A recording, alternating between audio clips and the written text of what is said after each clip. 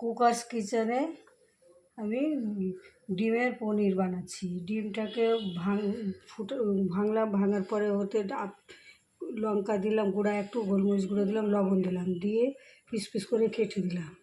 তারপর ওর সবজি দিচ্ছি, গাজর, ক্যাপসিকাম, টমেটো, পেঁচকলি, পেঁয়াজ কুচানো, আদা রসুন বাটা, আর হলুদ, লঙ্কা গুঁড়ো, লবণ, ধনে পাতা।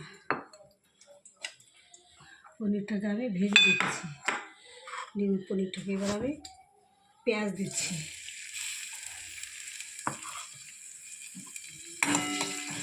পেঁয়াজটাকে দিয়ে একটু ভাজবো। পেঁয়াজ ভাজা হয়ে গেছে।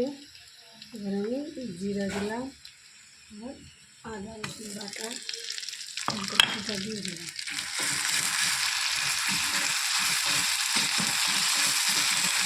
সবজি দেবো, একটু ভেজে নিলাম।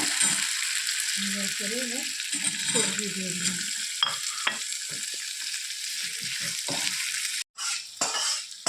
সবজি ভাজা হয়ে গেছে। এবার আমি গুঁড়া মশলা দেবো। একটু হলুদ দিলাম, লঙ্কা গুঁড়ো, লঙ্কা গুঁড়ো, লবণ। তারপরে আমি একটু নেড়ে চেড়ে ভেজে দিলাম।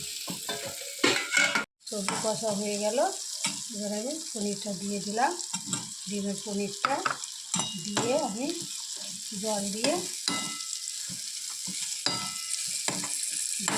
আমি এক বাটি জল একসাথে রাখি। আবার ঢেকে দিলাম 10 মিনিটের জন্য। 10 মিনিট পর আপনাদেরকে খেতে পাচ্ছি। সবজি কমপ্লিট। ঢাকনাটা তুলে নিলাম, 2-4টা ধনে পাতা ছিটিয়ে দিলাম, চুলা বন্ধ করে দিয়েছি, নেড়ে চেড়ে নামিয়ে নিলাম। এবার সাজানোর পালা। সাজিয়ে দিলাম।